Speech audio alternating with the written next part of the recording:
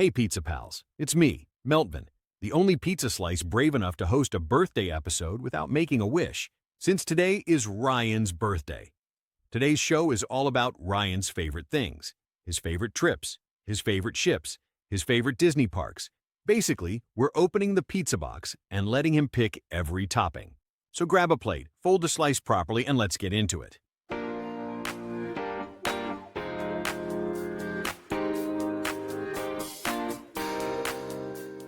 Welcome back to One Slice at a Time. I'm Stephanie, travel advisor, co-host, and the person responsible for making sure this episode doesn't turn into Ryan narrating his own Wikipedia page.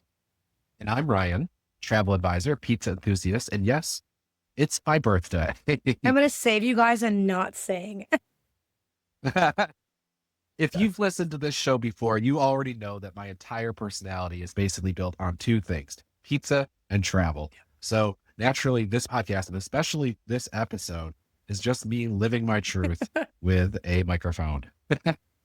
So, guys, last week we talked about Disney World holiday parties, Halloween, Christmas, Jollywood Nights, and we proved once again that Disney fans have very strong feelings about seasonal overlays and snacks. On feelings, strong opinions, strong sauces for those snacks. Yeah. But this week, we are switching gears. No debate, no hot takes. This is my birthday episode, which means we're talking about my favorite things in travel, the trips I love, the experiences I recommend, and the vacations that make me say, that is the perfect slice. So, Ryan, let's kick it off. Tell us all about it. Okay. First topic is my favorite big ship experience. And when it comes to the big ships, my favorite experience is celebrity cruises. Everything is just a little bit elevated. The design is modern. The spaces are thoughtful and the vibe is sophisticated, but not too stiff, which Very is important. like perfect for me. Yeah. It's upscale. It doesn't feel like they're trying too hard though. The drinks, I could spend hours at the martini bar. And guys, I don't even like martinis. Like I don't. Just the like, vibe. It's a different menu. Ah. You know, like the espresso martini is like the least fancy thing that they have. It's like all takes on martinis. But the atmosphere there is so good. A celebrity understands that sometimes the best part of a cruise isn't where you're going, but it's where you're sitting, where you're standing, where you're drinking, what you're doing. It's great. That is such a good way to describe celebrity because a lot of people hear big ship and immediately think, wow, chaotic, kids running everywhere, just overwhelming. And celebrity really challenges that assumption. They've done a great job designing spaces where adults can relax, have conversations, actually enjoy the ship itself. It feels intentional, like they understand that luxury doesn't have to shout to be noticed. Right. And you know, the other thing is, if they were listening, and they probably are, so sorry, they would hate to be known as like a big ship. So they would hate that I like put them in this category because they are not like 7,000 person passenger ships. They're definitely like half the size of that. So celebrity is not screaming for your attention. It's just quietly delivering every single time, like a perfect baked crust that doesn't need extra toppings to prove its point. So Ryan, I'm just going to insert a question here. I know Celebrity just kind of released the River Cruise product. Do you have any plans on trying that out sometime soon? Oh, I would love to. It is not in the 1 year plan though. Okay. Because my schedule was totally all built out way before that even got dropped. But definitely in the next couple of years, I would love to get on a celebrity ship. Yeah. My understanding is, first of all, they have a Galapagos product that is true small basically ship. the best. Yeah. Yes. It's the best in the business. And like the best in the industry. And from what I can tell, Celebrity River Cruises is going to be like that experience. So I have huge expectations for the River product. I can't wait. I'm excited for it too. And I'm excited to see them at the River Cruise Expo because I'm not going this year, but I'm going in 2027. So I'm really excited to try out their product. Absolutely. Okay. Let's talk about my favorite Disney park as the second thing on the Ryan's favorite things to do on his, talk about on his birthday.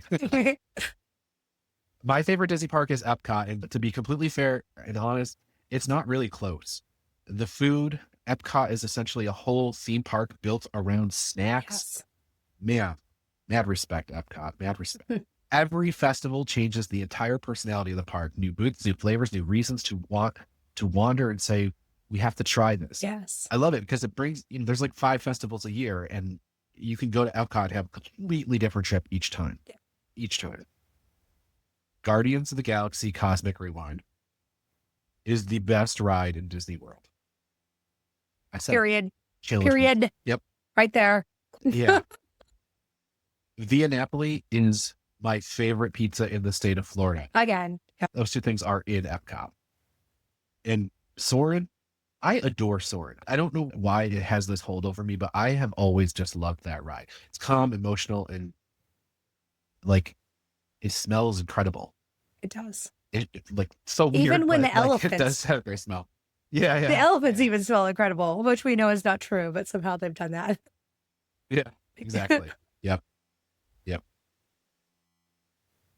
Yeah, I totally agree. Epcot also kind of grows with you, which I think is why so many adults love it. You experience it differently depending on your stage of life. Family loves it for the rides and the characters. Pro tip here, Epcot is the best place to see all of those Disney princesses, guys. Just so you know. Foodies love it for all of the different festivals, and adults love it because it's a place where you can slow down. You can kind of explore things, you can learn something, and you can enjoy being present without the overwhelm.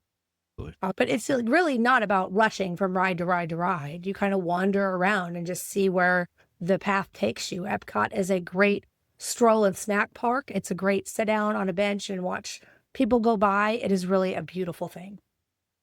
Yeah, especially since they opened that new section where it's like they put the park back in the theme park. There's like that wooded area, lots of places to sit and just chill. I love that. It's familiar. It's never boring. It's the dream slice for sure, Epcot. But next, let's stick with Disney and talk about Ryan's favorite resorts. I have 3 favorites that I recommend constantly. Whenever anybody asks me, hey, I want to go to Disney, can you help me plan? These 3 hotels are the ones that I talk about. Because together they cover what I think is almost every travel style and every travel budget. So it's like a shortcut to figuring out what you want to do. Because I think these 3 are the best. At the top is Disney's Polynesian Village Resort. Island vibes, incredible theming, the Dole Whip Station, monorail access, fireworks view from the pool. And I'll tell you, watching Happily Ever After from Polynesian feels like cheating. Like you've unlocked a secret menu item. It's amazing. Now, it is more expensive. So if you're looking for the budget hotel, my favorite budget resort is going to be Pop Century. It's fun, affordable, and the Skyliner access is a game changer compared to the other value resorts. Being able to glide into Epcot or Hollywood Studios on that Skyliner without a bus makes a huge, huge difference. And then in the middle is Port Orleans. So if you're like, I can't quite swing the Polynesian, but I want a little nicer than Pop Century, I always send people to Port Orleans. It's charming. It's not massive. The boat, you can take the boat to Disney Springs, and that's like one of my favorite underrated perks. And then, of course, there's the beignets. Of course. The beignets. Delicious. Yeah. And what I love about that trio is none of them feel like compromises. Like, no matter which one of these you picked for your trip, they just serve different needs. Pop Century, perfect for guests who want value and convenience. Port Orleans is great for people who want a quieter, more relaxed Disney experience in a smaller resort space because it's smaller than the other moderate resorts. And the Polynesian is great for ideal guests who want that feel special factor or they're celebrating something really special that trip.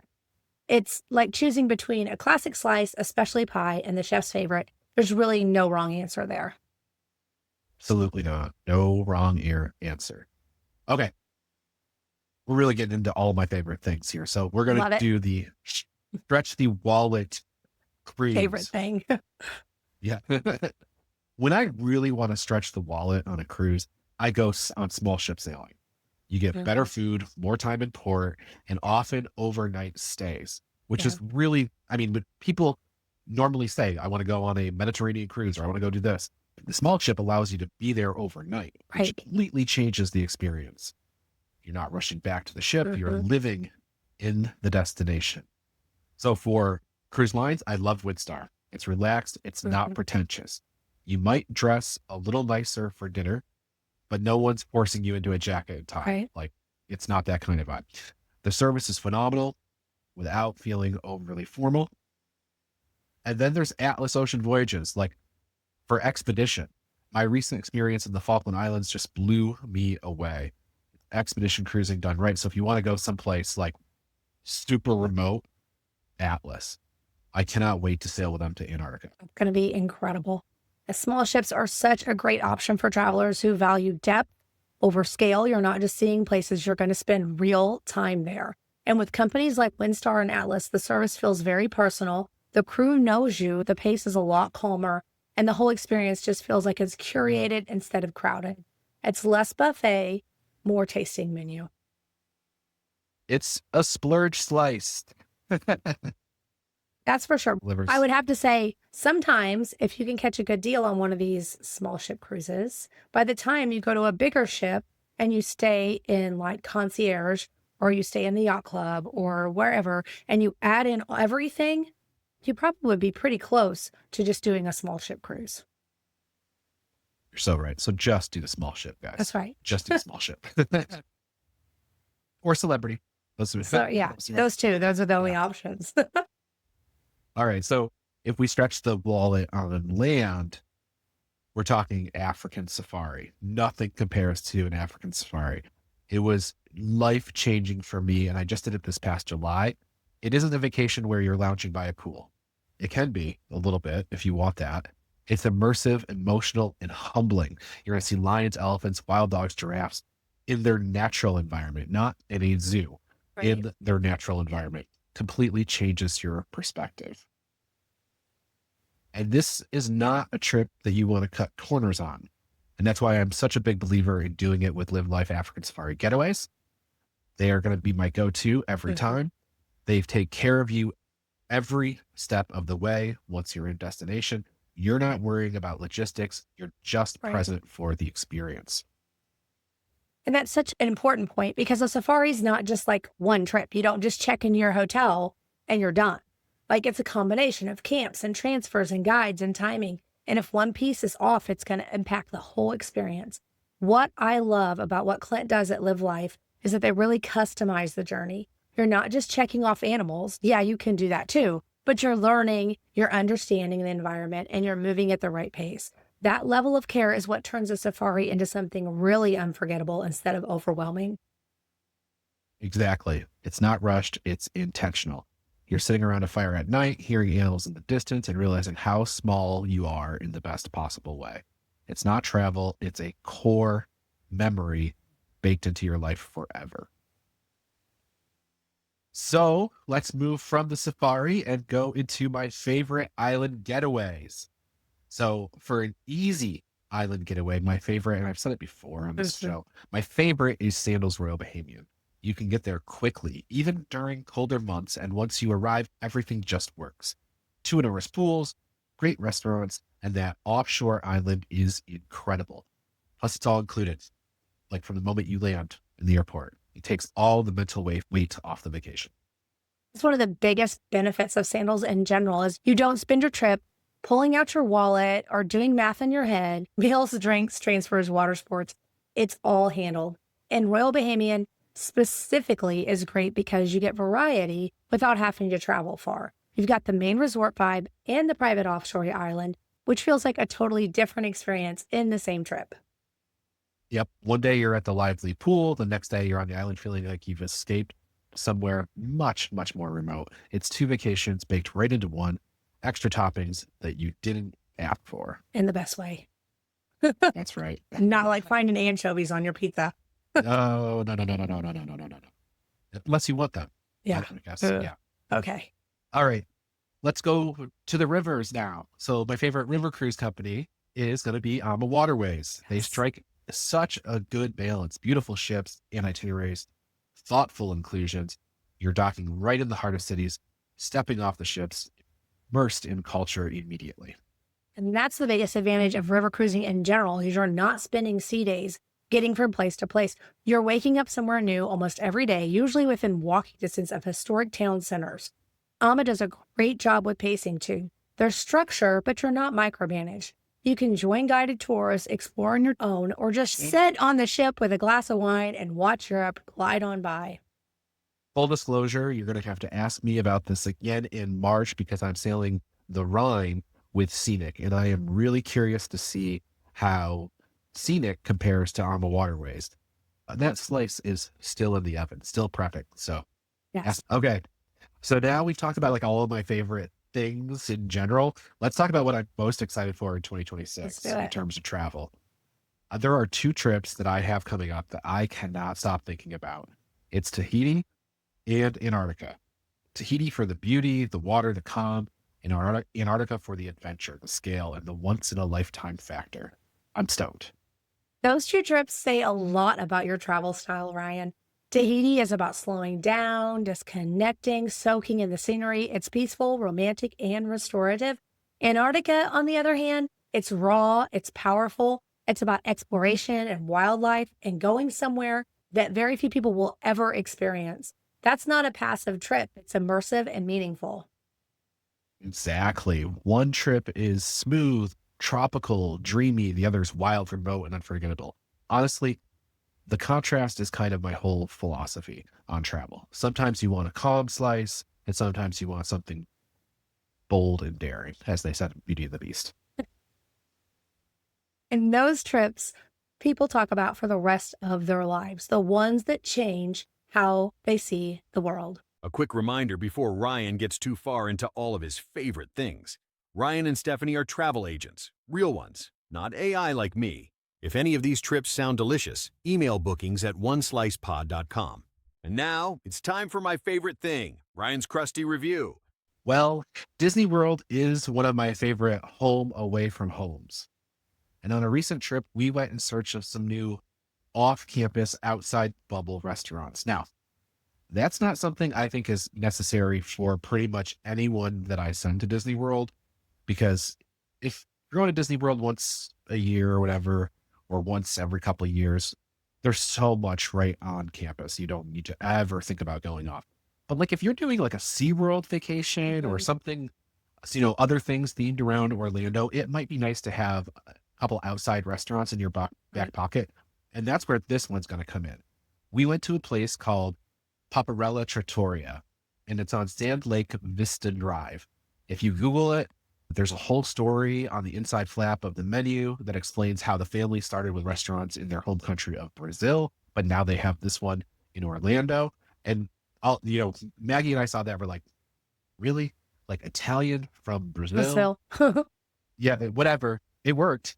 You'll see, like, you walk in the door, you have like one like giveaway sign that's going to be a good experience right off the bat is that the restaurant name is etched into the tiles on the pizza oven.